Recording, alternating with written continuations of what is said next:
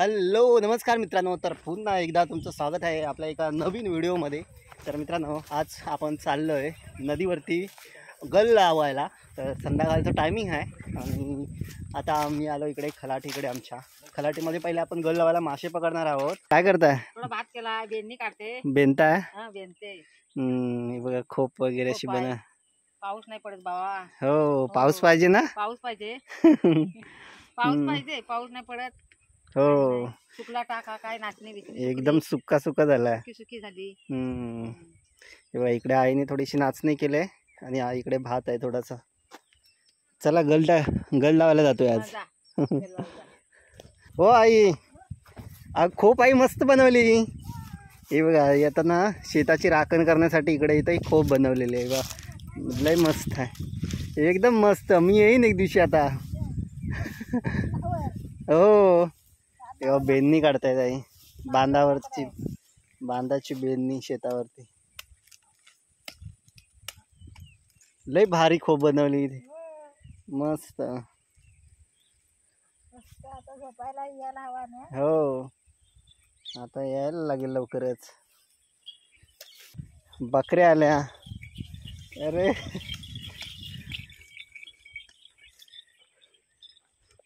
चला, बकऱ्या बरोबर येतात वरती टाइम झाला की।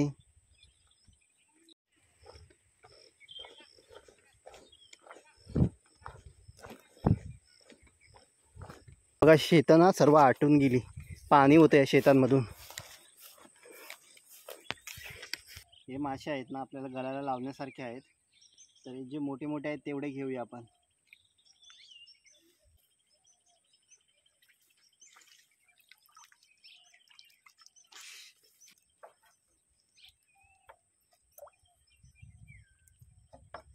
हे सर्व मासे बघा अडकून पडलेत अक्षरशः, पाणी आटलाय सगळं, एवढाच पाणी इथे आहे, त्याच्यात मासे सगळे अडकून पडलेत।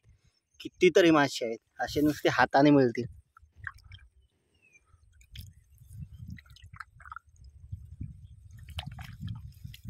हे बघा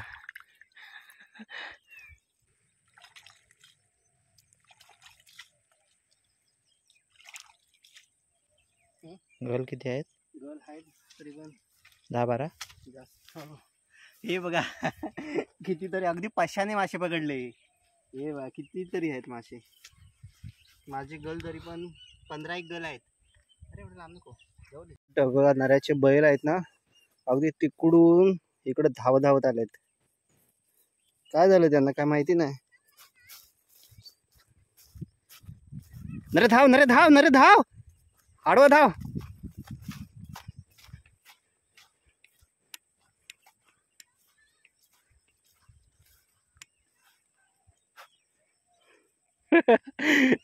हे जातात कुठे ना रे? मांडीत जातील, मांडीत।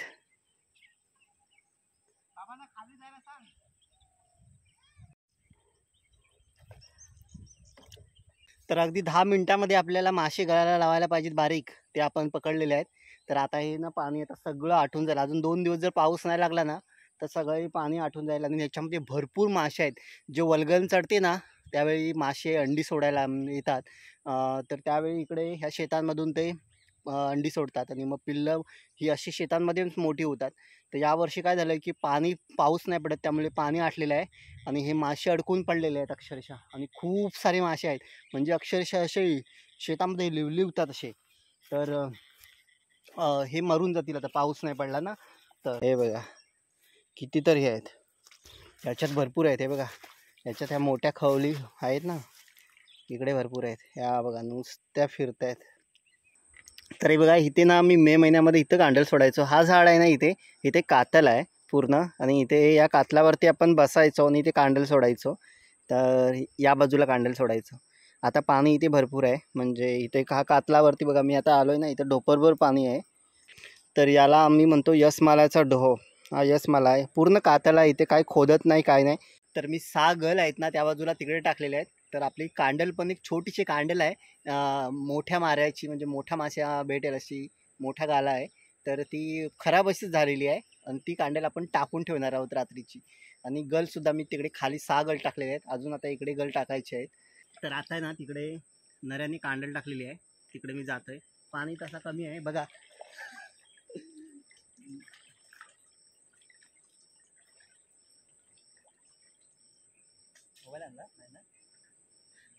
पहिल्यांदा आता नऱ्या उतरलेल्या डेअरिंग होतं, मग आल्या ना कधी उतरलं ना डेअरिंग होतं पहिला, मग आपल्याला भीती नाही वाटत. पाण्यामध्ये एक दुकान सोबत पाणी नाही तर लई भीती वाटते भीती कोण नाही वाटणार.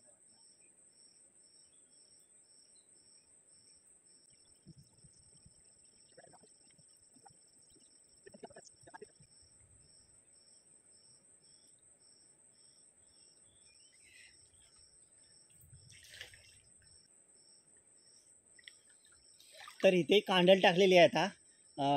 कांडल गुंतली होती खूप सारी, त्यामुळे सोडवायला खूप टाईम लागला. बघा पाणी पूर्ण असा एवढा गलाभर पाणी आहे. आणि कांडल तर टाकलेली आहे आम्ही, पण जर पाऊस पडला आणि पाणी वाढला तर कांडल केळशीच्या खाडीमध्ये पोचेल. बांधलेले नाही पोचणार. आणि तशी पोचणार नाही, पण बांधलेली असणार आहे. त्यामुळे मग कांडल तर राहील, पण ती काय कामाची राहणार नाही.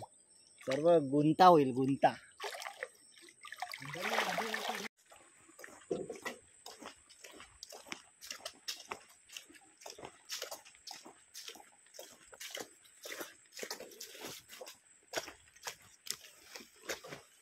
तर बघा इकडे ना पाणी बऱ्यापैकी कमी झालेलं आहे.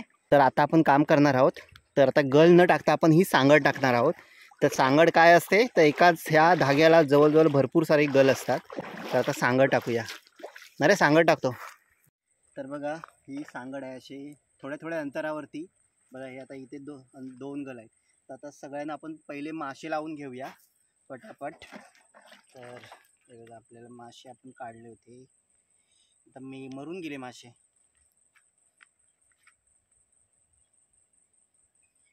तर बघा सांगडीला आपले सगळे मासे वगैरे लावून झालेले आहेत. सांगड असते ना ती म्हणजे आरपार म्हणजे तिकडे नदीच्या काठाला बांधायची, इकडे नदीच्या काठाला बांधायची. पण पाणी ॲक्च्युली आता भरपूर आहे. तर मी आता इकडे या बाजूला इकडे एका झाडाला बांधलेले आहे, आणि आता तिकडे तिकडचा शेंडा आहे तो मी दगड बांधून आहे तो फेकणार आहे आता. तर आता फेकूया, बघूया किती. जवळजवळ मला वाटतं 8 गल आहेत या सांगडीला, 8-10 गल आहेत बहुतेक. तर मोजले नाही मी. चला आता फेकूया.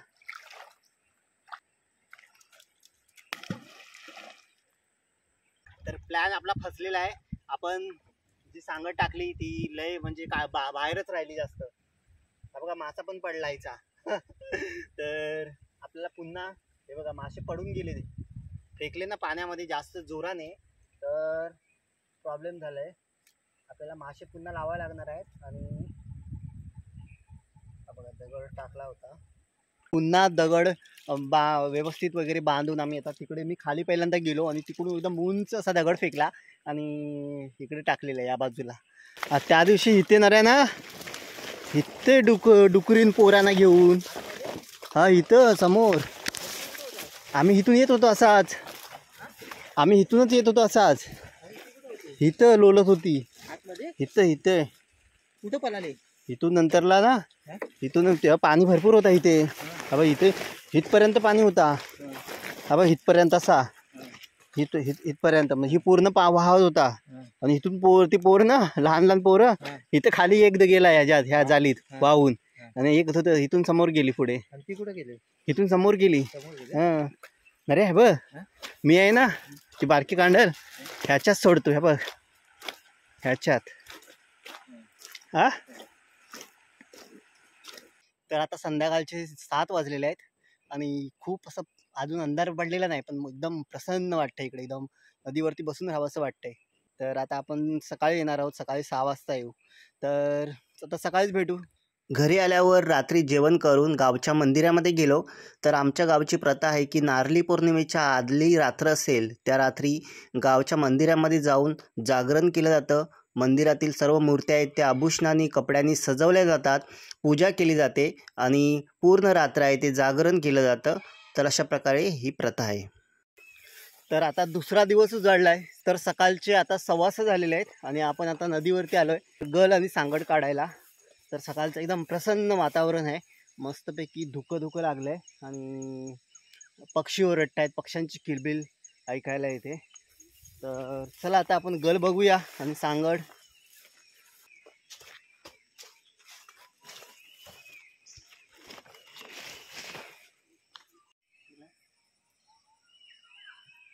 तर पहिला गल आपण काढतोय आणि पहिल्या गलाला कोणतरी मासा लागलेला आहे. छोटा मासा आहे पण मासा लागलेला आहे.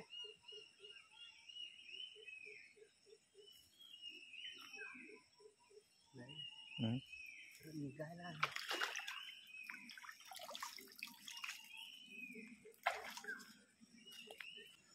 तर हा बघा, हा मासा आहे ना, ह्याला आम्ही पात्या म्हणतो. छोटा आहे पण ठीक आहे, जिवंत आहे अजून तो. बघा कसा हलतोय. तर 6 गल टाकलेले इकडे हा खालच्या बाजूला. तर आपल्याला फक्त एकच मासा पहिल्या गलाला लागला, तोच. नंतरला काय दुसऱ्या 5 गलांना काहीच नाही लागलेलं.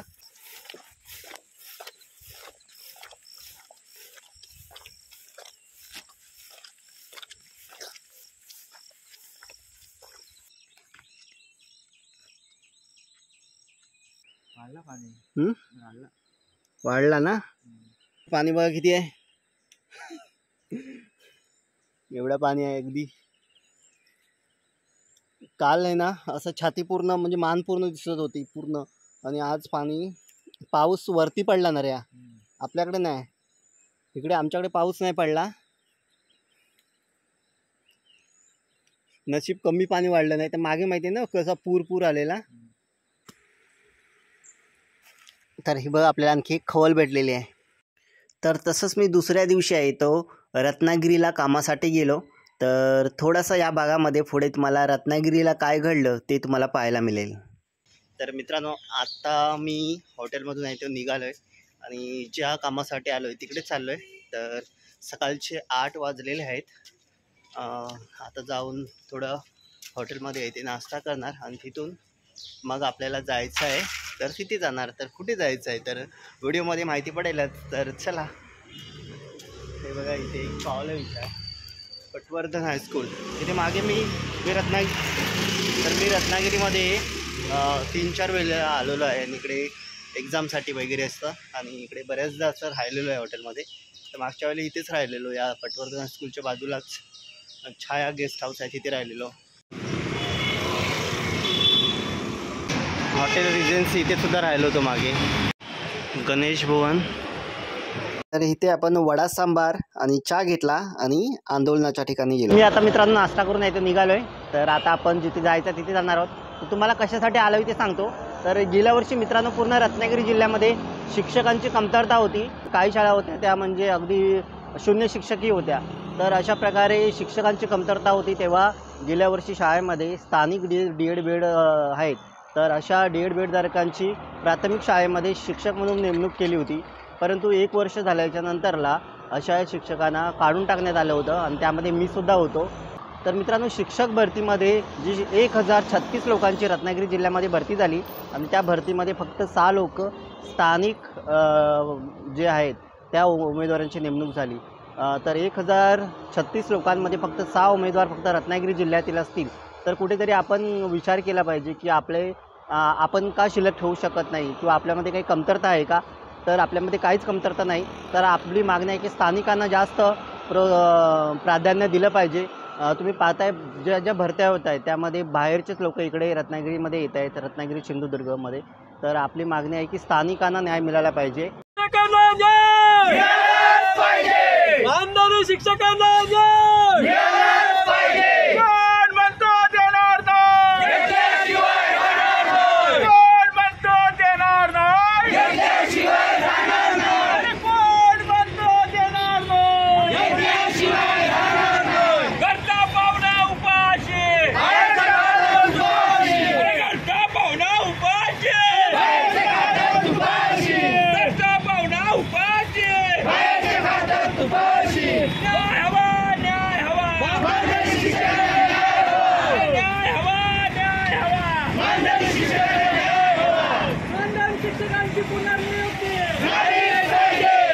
तर आता आपण आहोत रत्नागिरी जिल्हाधिकारी ऑफिस समोर. इथे या जिल्हाधिकारी ऑफिस समोर 15 ऑगस्टपासून मानधनी शिक्षकांचा आंदोलन चालू आहे. अक्षरशः आज 8वा दिवस आहे. अगदी संयमाने कोणतीही गडबड न करता हे मानधनी शिक्षक 8व्या दिवशी सुद्धा अगदी शांततेने इथे आंदोलन करत आहेत. तर इथे बघू शकता, इथे सर्व महिला, जास्त करून महिला शिक्षिका आहेत. अगदी आपलं घरदार सोडून इथे 8 दिवस या आंदोलनस्थळी इथे बसलेले आहेत. तर या आंदोलनाची दखल आहे ते पालकमंत्री किंवा येथील स्थानिक आमदार खासदार यांनी कोणीही घेतलेली नाही. आणि असे असतानासुद्धा आज 8व्या दिवशीसुद्धा अगदी शांततेने, कोणतीही गडबड नाही. ज्या पहिल्या दिवशी जसं आंदोलन चालू झालं त्याच संयमाने आज 8व्या दिवशीसुद्धा हे माननीय शिक्षक हे आंदोलन करत आहेत. तर यांच्या प्रतिक्रिया काय आहेत त्या आपण जाणून घेतलेल्याच आहेत. परंतु हे जे शिक्षक आहेत तर त्यांची मागणी आहे की आम्हाला स्थानिक म्हणून या शिक्षक भरतीमध्ये आम्हाला स्थान मिळालं पाहिजे. तुम्ही पाहिलंच असेल की ज्या सरकारी भरती होते या सरकारी भरतीमध्ये स्थानिकांचा टक्का आहे तो 1% कमी आहे. आणि याबद्दल इथल्या या मानधनी शिक्षकांव्यतिरिक्त या आपल्या पब्लिकला काय वाटतं? तर मित्रांनो, तुम्हाला काय वाटतं की स्थानिकांना या भरतीमध्ये प्राधान्य मिळायला पाहिजे की नको? कोकणातील अक्षरशः गावं खाली होत आहेत आणि या सरकारी भरतीमध्ये कोणत्याही प्रकारे स्थानिकांना प्राधान्य मिळताना दिसत नाही. तर तुम्हाला काय वाटतं ते तुमचे मत आहे ते या व्हिडिओच्या खाली कमेंट करून नक्की सांगा. आंदोलनाला रत्नागिरी जिल्ह्याचे CEO कीर्तिकिरण पुजार यांनी भेट दिली. आमच्या मागण्या काय आहेत त्या समजून घेतल्या आणि आम्हाला त्यांनी आश्वासन दिलं की तुमच्या मागण्या आहेत ते मी आयुक्तांना आणि शिक्षण अधिकारी यांना कळवितो. त्यावरती आम्ही त्यांच्या आश्वासनावरती आमचं आंदोलन हे काही दिवसांपुरतं मागे घेतलं. तर आज 23 तारीख आहे. सकाळचे वाजलेले आहेत 7:30 आणि आता मी निघतो इकडून रत्नागिरीतून.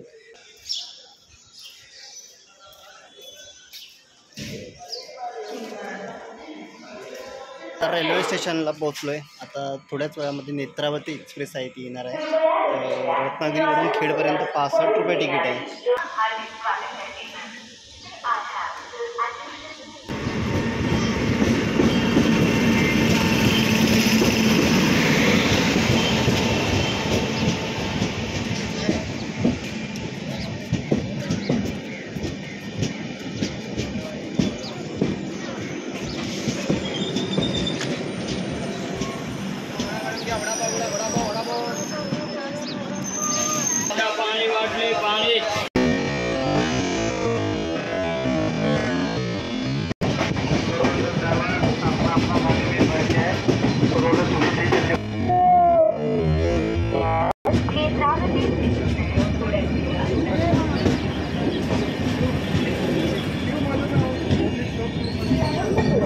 तर आता संध्याकाळचे 5:30 झालेले आहेत आणि मी आता घरी आलेलो आहे. तर मी रत्नागिरीवरून ट्रेनने इथे खेडला आलो. खेडवरून बसने मंडणगड आणि मंडणगडवरून पुन्हा बसने केळशीपाटा आणि केळशीपाट्यावरून पुन्हा ट्रॅक्स आणि ट्रॅक्सनी चिंचगडला आल्यानंतरला बाईकनी घरी. तर अशा प्रकारे ट्रॅव्हल झालेला आहे. आणि मित्रांनो, तुम्हाला माहितीच असेल की मी सांगितलं आहे अगोदर पण की हे जे आमचं आंदोलन होतं तर ते शिक्षक भरतीसाठीचं होतं आणि स्थानिकांना या शिक्षक भरतीमध्ये प्राधान्य देण्यासाठी होतं. तर तुम्हाला माहितीच असेल की शिक्षक भरतीमध्ये किंवा इतर कोणत्याही सरकारी भरतीमध्ये हा स्थानिकांचा टक्का हा खूप कमी आहे. हा टक्का कुठेतरी आपला वाढला पाहिजे आणि त्यासाठी स्थानिकांना काहीतरी प्राधान्य भरतीमध्ये दिलं पाहिजे. रिझर्वेशन थ्रू असं हे या भरतीमध्ये, प्रत्येक भरतीमध्ये हे स्थानिकांना काहीतरी रिझर्वेशन हवं, त्यासाठीचं हे आंदोलन होतं आमचं. तर आम्हाला असं सांगण्यात आलेलं आहे की जे रत्नागिरी जिल्ह्याचे CEO आहेत तर ते तिथे येऊन आम्हाला भेटले आणि त्यांनी आम्हाला सांगितलेलं आहे की तुमचं म्हणणं आहे ते आम्ही आयुक्तांना कळवतो आणि ते आयुक्तांना कळवल्यानंतरला ते काय निर्णय देतील ते तुम्हाला कळू. तर ते निर्णय येईल, तो जर पॉझिटिव्ह निर्णय असेल तर आम्ही ते ॲक्सेप्ट करू. जर ते आमच्या विरोधात असेल तर आम्ही पुन्हा एकदा हे आंदोलन हे चालू करणार आहोत. तर अशा प्रकारचा आमचा हा निर्णय झालेला आहे. आणि मित्रांनो, हे फक्त आम्ही आमच्याच पुरतंच करत नाही तर पूर्ण आपल्या स्थानिकांसाठी. तर त्यासाठी तुम्ही सगळ्यांनीसुद्धा यासाठी जागरूक झाला पाहिजे आणि तुम्हीसुद्धा यासाठी उभं राहिलं पाहिजे. तर आम्ही फक्त करतो आहे ते आमच्यासाठीच करतो आहे असं नाही, तर हे सगळ्यांसाठीच असणार आहे. तर आपण कुठेतरी जे कोकणातील माणसं आहेत ना ते आपल्या हक्कासाठी भांडत नाही. जे काही होईल ते आपण गप्प बसत म्हणजे गप्प सहन करत राहतो. तर हे कुठेतरी थांबलं पाहिजे आणि कुठेतरी आपण जागरूक होऊन अन्यायाविरुद्ध थोडंफार बोललं पाहिजे, आहे ना. नाहीतर आपण कोकणची माणसं म्हणजे अगदी साधी अन्यायाविरुद्ध काही बोलतच नाही. तर अशा प्रकारे ही आपली कोकणची माणसं. तर अशा प्रकारे हे आमचं आंदोलन संपलेलं आहे आणि मी आता घरी आलेलो आहे. तर जे काही अपडेट असेल तर मी तुम्हाला येणाऱ्या व्हिडिओमध्ये सांगेनच. तर या व्हिडिओमध्ये एवढंच. तर असेच भेटत राहू आपण अशाच नवनवीन व्हिडिओमध्ये. तर आता खूप थकलेलो आहे. तर आता मी फ्रेश होईन आणि मग बाकीचं पण काम आहेत इतर ऑनलाईन पण. तर चला या व्हिडिओमध्ये एवढंच. पुन्हा भेटू अशाच गावाकडच्या नवीन व्हिडिओमध्ये. चला तर बाय.